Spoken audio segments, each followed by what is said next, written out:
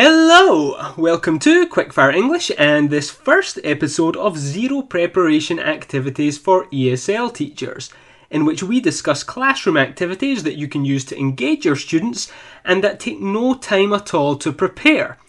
Now, this series is here for you when you just have too many classes and nowhere near enough time, or when you've arrived in class, opened your bag and realised that you've left all your classroom materials at home.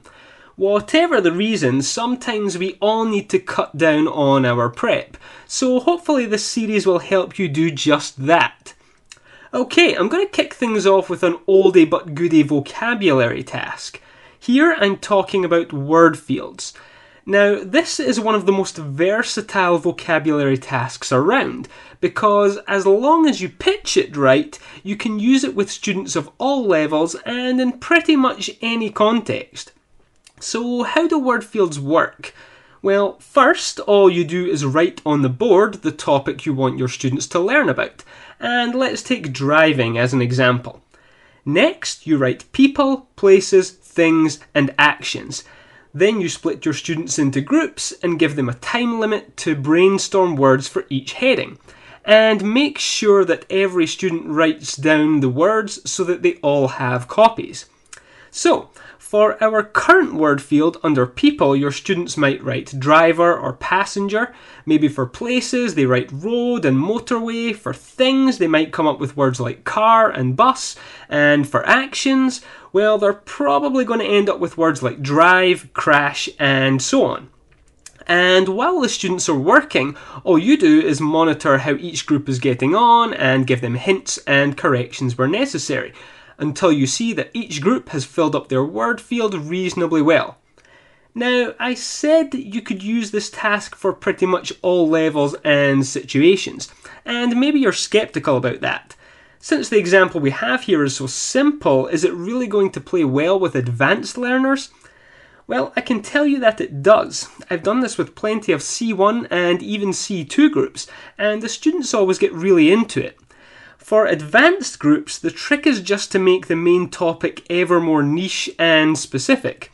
So, for example, if you're teaching a group of C1 level automotive engineers, as I often have, you just choose a topic like electric cars, and that will force them to come up with ever more complex vocabulary.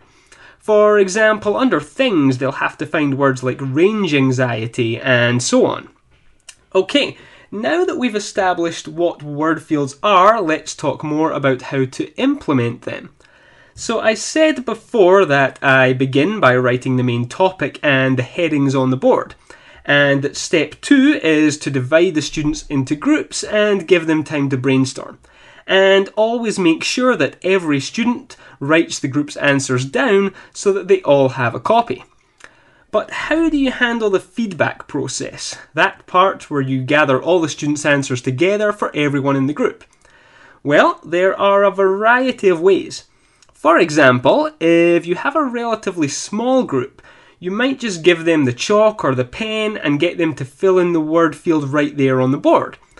That way everything is on the board where everyone can see it and you can make corrections or additions easily.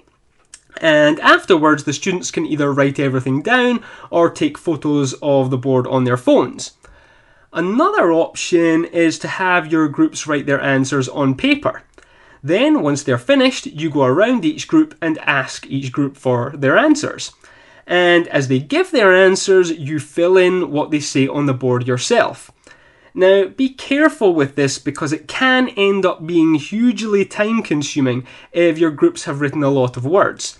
So I'd only normally do this if I had given the students a limited time to complete the task.